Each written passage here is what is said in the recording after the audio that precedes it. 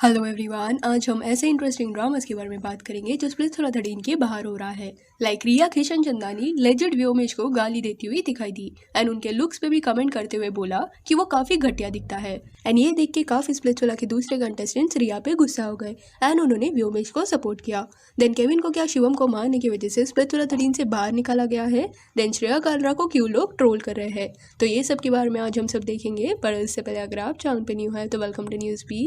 Please subscribe to the channel and that bell icon so that आपको हमारे channel के notifications मिलते रहे। तो चलिए स्टार्ट करते हैं। स्टार्टिंग विद रिया किशन चंदानी। तो फर्स्ट एपिसोड में अगर आपको याद होगा तो क्योंकि रिया ने व्योमेश को गोल्डन या सिल्वर कोई भी एरो नहीं दिया था, इसलिए व्योमेश ने एक लाइन बोला था कि वो काफी डिसअपॉइंटेड हुए रिया से। तो इसी चीज पे बात करते हुए रिसेंटली रिया अपने लाइव सेशन में व्योमेश के अगेंस्ट बोलती हुई दिखाई दी। उन्होंने व्योमेश को काफी खराब गालियां भी दी विच वॉज वेरी शॉकिंग। वो गालियां हम आपको सुना तो नहीं सकते बट आप समझ जाओगे कि वॉट एग्जैक्टली शी सेड। पहले आप सुन लीजिए कि रिया ने क्या कहा। वॉट अबाउट X3 राकेश केसी। तो मैं लाइव इसलिए आई हूँ X3 स्प्लिट्सविला X3 के बारे में बात करने के लिए।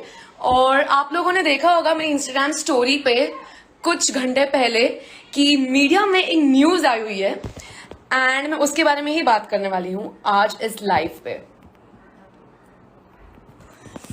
न्यूज ये थी कि Vyomesh Kaul is disappointed with Riya Kishan Chandani. Vyomesh Kaul already एक रिवील्ड फेस था बट उससे वो रिवील्ड फेस इसलिए था क्योंकि मैंने उसको ऑनलाइन ऑडिशन में चूज किया था एंड वो डिसअपॉइंट क्यों था क्योंकि वो एक नंबर का चूतिया आदमी है।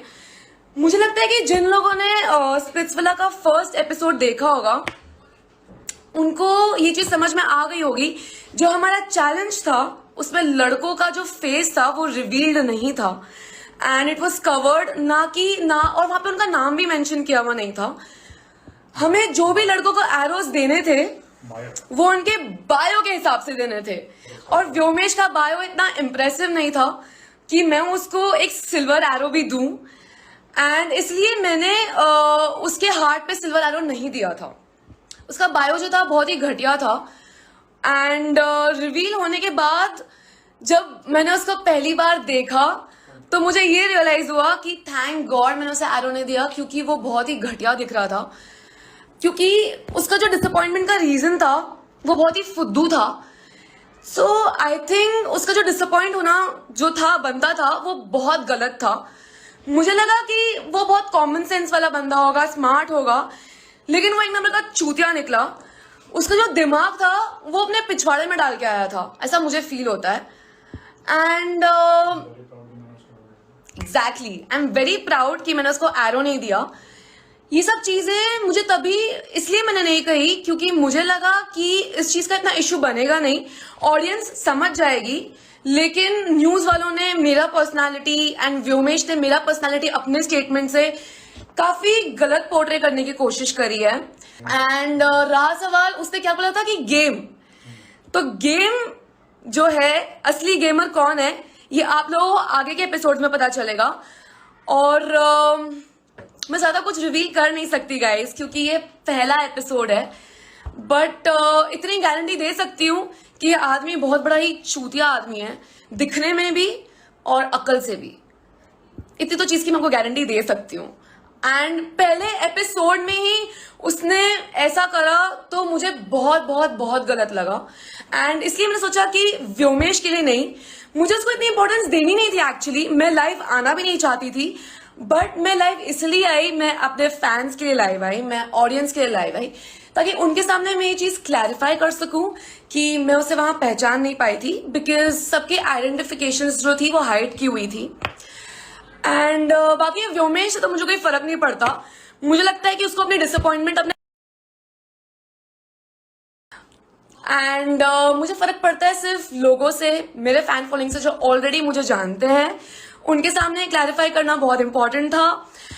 एंड और एक चीज मैं कहना चाहती हूँ, सॉरी फॉर माई वॉइस, मेरी तबीयत बिल्कुल ठीक नहीं थी जबकि वो ऑलरेडी रिवील्ड फेस था तो मुझे लगता है सॉरी कॉल आ गया था तो मुझे लगता है कि उसका ये एक्सपेक्ट करना मुझसे बहुत ही बेवकूफ चीज थी बट ऑब्वियसली वो दिमाग से पैदल है तो वो ये चीज करेगा ही एंड उसने ये भी कहा था कि तू मेरे लिए लड़ी तो मैं तेरे लिए लड़ा था। अबे क्या चूतिया आदमी है यार, वहां पे लड़ाई करनी ही नहीं थी, वहां पे सिर्फ हमको एरोज देने थे।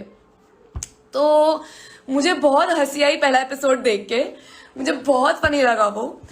कहीं ना कहीं मुझे ऐसा लगता है कि ऐसे कैरेक्टर की शो पे बहुत जरूरत थी, जो एक क्लाउन हो, एक जोकर हो, जो अपने चूतियापे से लोगों को हंसा सके।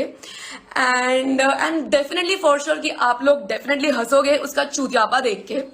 मुझे बहुत मजा आने वाला है और आप लोगों को भी डेफिनेटली बहुत मजा आएगा, इस चीज की मैं आपको गारंटी दे सकती हूँ। दिल्ली दा मुंडा जो है, इसने बहुत गलत हैशटैग यूज किया हुआ है, क्योंकि दिल्ली वालों का नाम खराब करके रखा है इसने। मुझे लगता है कि मेरे दिल्ली के काफी फ्रेंड्स हैं, लड़के और लड़कियां भी, लेकिन इतने बेवकूफ कभी नहीं है। वो लोग बहुत स्मार्ट और सेंसिबल होते हैं।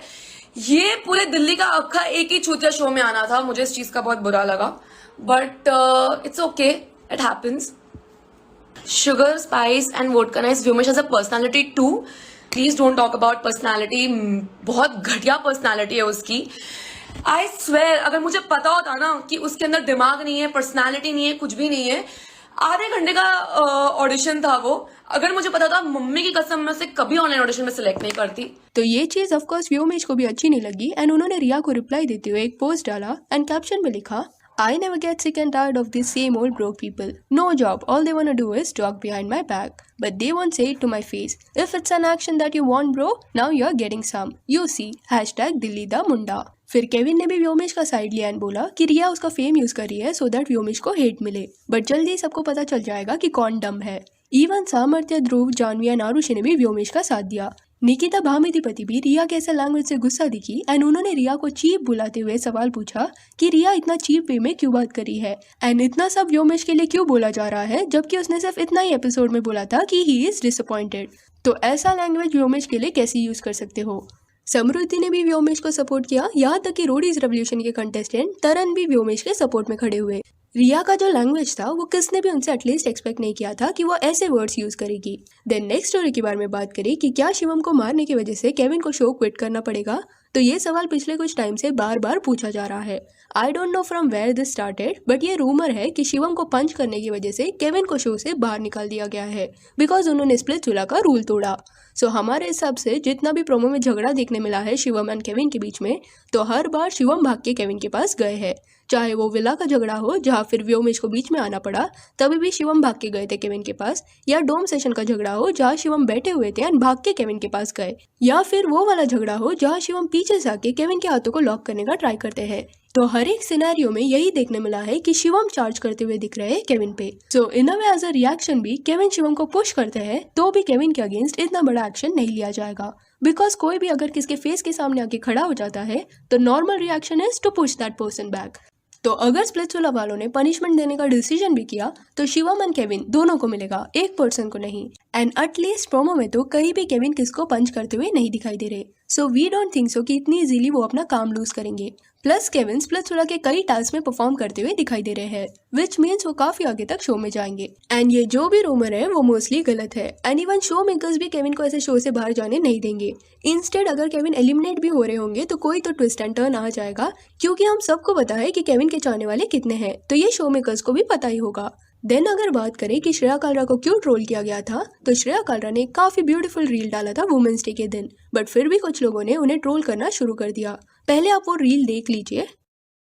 Stop showing so much skin. Oh my god, cover up. Stop being a pahenji. Be presentable. Oh, stop putting so much makeup. Look hot. Stop asking for it. Don't be so fat. And eat something, Baba. Stop! I will wear what I want. I will put makeup if I want. I will pierce my body if I want. I will shave my body if I want. I will have sex if I want. I will put on weight if I want. I will lose weight if I want. Stop telling me what to do this because I'm a girl, okay? Love. ये reel में श्रेया कालरा ने उन्हें क्या feel होता है वो message देने का ट्राई किया, बट स्टिल कुछ लोगों ने कमेंट में काफी बुरी चीजें उनके अगेंस्ट लिखी। लाइक एक पर्सन ने लिखा, कितना नीचे गिरोगे लाइक्स एंड फॉलोअर्स के लिए। फिर दूसरे पर्सन ने लिखा, no one asked you anyways, stop being a wannabe. फिर और भी ऐसे कमेंट्स थे जहां बोला जा रहा था कि stop posting such things under the name of Women's Day. आप यहाँ देख सकते हो कि किस तरह कमेंट्स किए गए थे अगेंस्ट श्रेया कालरा। प्लस अगर आपको रिया किशन चंदानी का पूरा अनफिल्टर्ड लाइव सेशन देखना है तो डिस्क्रिप्शन में हमारे इंस्टा पेज का लिंक है, वहाँ पे आपको मिल जाएगा। क्योंकि जो गालियाँ उन्होंने दी है वो यहाँ पे तो हम आपको सुना नहीं सकते। Still if anyone wants to know what exactly was told तो you can watch it on our Insta. So that's it for this video. आप इस बारे में क्या सोचते हैं कि रिया ने जो भी व्योमेश के बारे में बोला वो देख के क्या आपको कभी भी लगा था कि रिया ऐसे वर्ड्स यूज़ करेगी? एंड आपके हिसाब से रिया या व्योमेश में से कौन सही है एंड कौन गलत, ये हमें कमेंट सेक्शन में बताइए। और केविन को स्प्लिट्सविला से बाहर निकाला जाएगा ये रूमर पे आपका क्या कहना है कि क्या आपको भी हमारी तरह लगता है कि ऐसा कभी नहीं होगा, ये भी बताइए। और ये वीडियो अच्छी लगी हो तो इसे लाइक एंड शेयर करें और ऐसे और अपडेट्स के लिए चैनल को प्लीज़ सब्सक्राइब करें। Thank you.